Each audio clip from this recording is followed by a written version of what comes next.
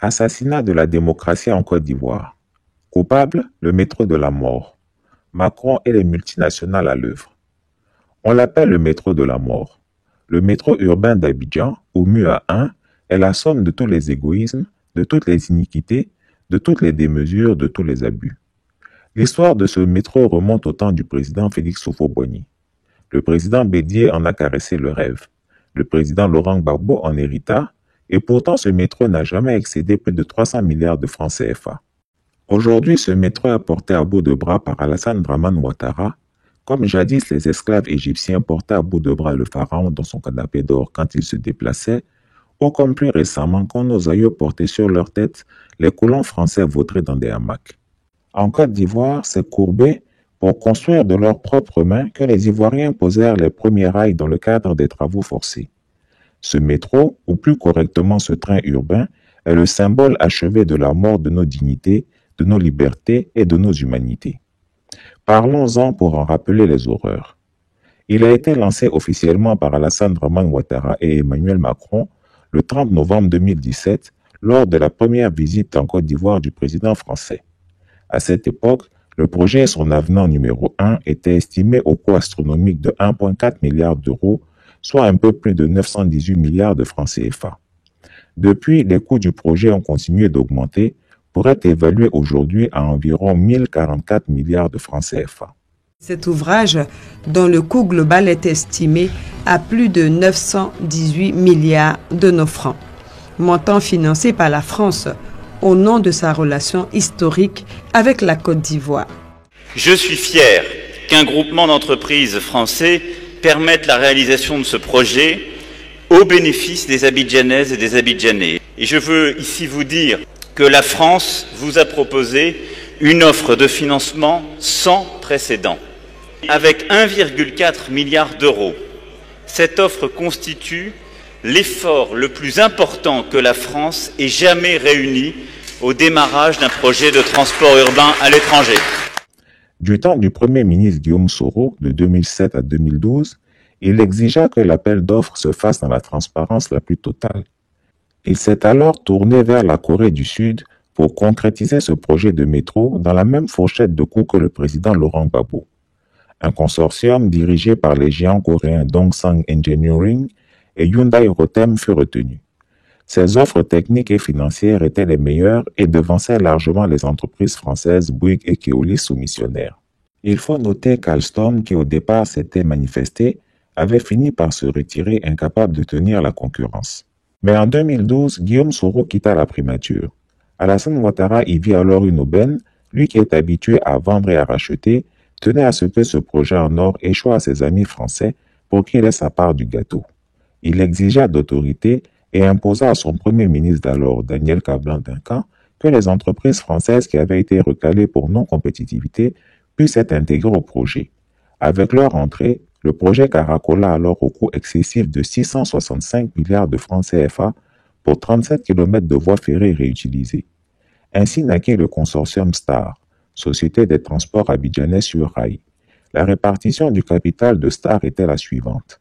Dongsang Engineering, 9%, Hyundai Rotem, 33%, Bouygues Construction, 33%, Keolis de SNCF, 25%. Les Français devaient s'occuper des travaux de terrassement, d'électricité et de signalisation, tandis que les Coréens devaient fournir les wagons, les locomotives et l'aménagement des 18 arrêts du train. Fort de leur collusion avec Alassane Ouattara, les Français se mettront à exercer d'énormes pressions sur le gouvernement ivoirien pour récupérer la totalité du marché. En Conseil des ministres, le gouvernement ivoirien a pris la décision d'exclure les entreprises coréennes de ce méga marché. Les 42% de Dongsang et de Hyundai ont été récupérés par l'État ivoirien. Le Trésor public ivoirien a été contraint d'indemniser les Coréens à hauteur de 10 millions d'euros, soit 6,56 milliards de francs CFA pour le préjudice subi. L'État ivoirien a par la suite cédé ses 42% aux Français et ainsi de nouvelles entreprises sont entrées dans le consortium STAR. Ce sont notamment Alstom, dont 28,3% des parts appartiennent au groupe Bouygues pour les trains et signalisations, Corolla Rail du groupe Bouygues également pour les voies et systèmes. STAR devient ainsi un consortium 100% français. Avec l'arrivée des nouveaux venus, le coût du train urbain s'est envolé. Il est passé de 665 milliards à plus de 918 milliards de francs CFA. En comparaison, le train urbain de Dakar, qui est long de 55 km, est facturé officiellement à 568 milliards de francs CFA. Les Français sont désormais les maîtres du jeu et imposent leur volonté à l'État ivoirien. Emmanuel Macron, satisfait de l'éviction des Coréens, est venu en personne procéder au lancement des travaux en 2017.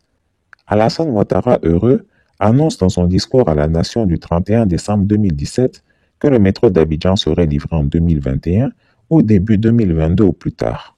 Mais rien ne se fera car le gouvernement ivoirien est confronté à d'énormes problèmes de liquidité pour libérer sa part de capital afin de faire face au coût des impenses, c'est-à-dire les indemnisations des personnes impactées par le projet.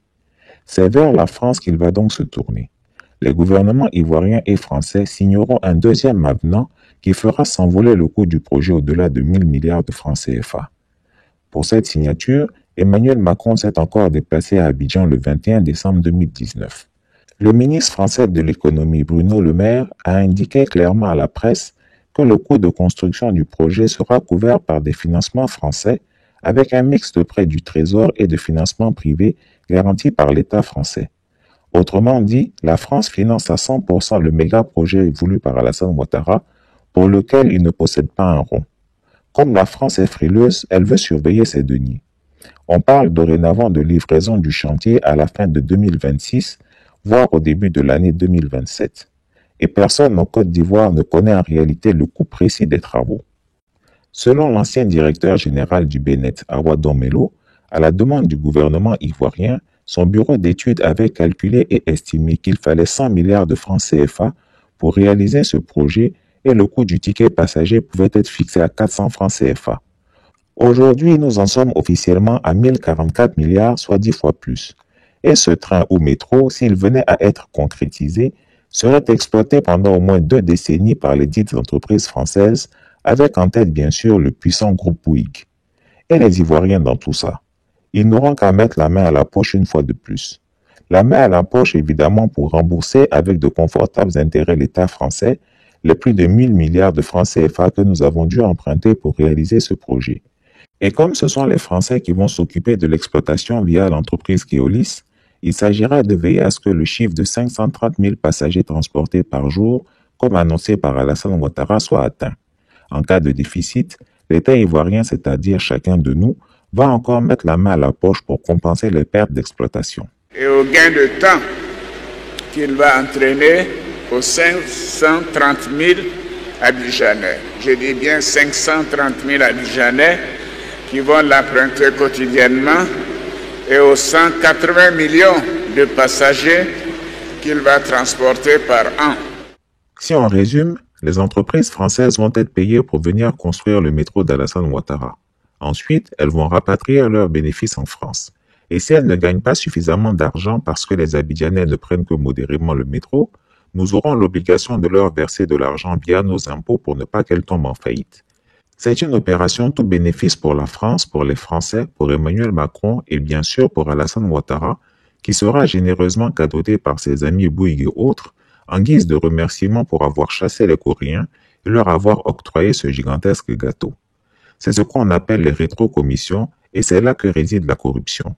D'ailleurs, le 25 novembre 2020, le sénateur Pierre Laurent a dit à propos de ce métro que dans les conditions financières actuelles, ce projet serait une catastrophe pour la Côte d'Ivoire et son peuple et une aubaine pour les seuls actionnaires de multinationales françaises. Il constituerait ce qu'il est convenu d'appeler un éléphant blanc et l'expression est bien choisie. Il demande également au gouvernement français d'arrêter sa politique de pillage des pays africains et d'abandonner ce projet néfaste pour le peuple ivoirien. Que pense le gouvernement français et les multinationales françaises de la loi Sapin II? Pour rappel, cette loi relative à la transparence, la lutte contre la corruption et la modernisation de la vie économique a pour ambition de porter la législation française aux meilleurs standards européens et internationaux en matière de lutte contre la corruption et contribuer ainsi à une image positive de la France à l'international. Chris Yapi ne comprend pas pourquoi la société civile, les partis politiques et plus particulièrement les présidents Bédié et Gbagbo, les premiers ministres Guillaume Soro et Kablan Duncan ne montent pas au créneau pour dénoncer ce pillage des ressources de la Côte d'Ivoire. Quant au peuple ivoirien, il doit comprendre que c'est là l'une des raisons de l'aveuglement et de la surdité du gouvernement Macron face aux dérives dont se rend coupable son poulain Alassane Ouattara. Ce chantier, en effet, c'est le veau d'or. Il sait que les Français en ont besoin pour leur économie, pour leur croissance. Imaginez, un marché captif pendant 25 ans sans concurrence. Peut-on rêver mieux? Il sait qu'Emmanuel Macron tient à la signature de ce méga contrat. Il sait que les industriels français qui ont financé l'élection d'Emmanuel Macron ne lui pardonneront jamais d'avoir laissé échapper ce juteux marché dans son précaré africain. Alassane Ouattara joue donc là-dessus pour le faire plier, et ce dernier se soumet aux desiderata du nouveau dictateur d'Abidjan parce qu'il a sa main dans la bouche de ce dernier. L'opposition peut donc manifester autant qu'elle veut. Tant que ce méga contrat est sécurisé, le président français regardera ailleurs. Les encagoulés et les microbes pourront poignarder autant de manifestants qu'ils voudront, il faut juste que cela n'affecte pas le calendrier des travaux de ce train urbain. On peut décapiter en plein jour le jeune Nguessan Kofi Toussaint et filmer sa tête servant de ballon de football à ses assassins, la France des droits de l'homme ne dira pas un seul mot. Elle se contentera juste de se boucher le nez pour ne pas humer les puanteurs. Le général de Gaulle disait « Les États n'ont pas d'amis, ils n'ont que des intérêts. Vive la France-Afrique ». Nous pouvons le paraphraser pour dire « En Afrique, la France n'a pas d'amis, elle n'a que des intérêts. Et le premier de ces intérêts, c'est la solidité de son portefeuille. S'il faut marcher sur les droits de l'homme, la démocratie et les libertés individuelles, eh bien, elle marchera dessus, tant qu'il s'agira de pauvres nègres prêts à vendre père et mère pour avoir le droit d'être reçus à la table du grand maître blanc. La farce électorale du 31 octobre 2020 et le courrier clandestin de félicitations d'Emmanuel Macron, on peut l'affirmer sans se tromper, sont le résultat de cette monstrueuse corruption qu'est le métro de la mort d'Abidjan. Le digne peuple de Côte d'Ivoire devrait se soulever pour dénoncer cette forfaiture de la France-Afrique qui contribue assurément à l'assujettir, à l'appauvrir davantage et durablement. Mais je vais vous donner quelques chiffres qui vous montrent que, en termes de bilan, eh bien, le détournement de fonds a été plus important que ce qui a été réalisé. Un seul chiffre, le train urbain d'Abidjan, qui, avec nos camarades du Parti communiste, nous avons mis en évidence. Ce train urbain a été étudié par le Bureau national d'études techniques et de développement et tous les chiffres concordent que pour mettre en route ce train urbain, il fallait tout simplement 100 milliards de francs CFA.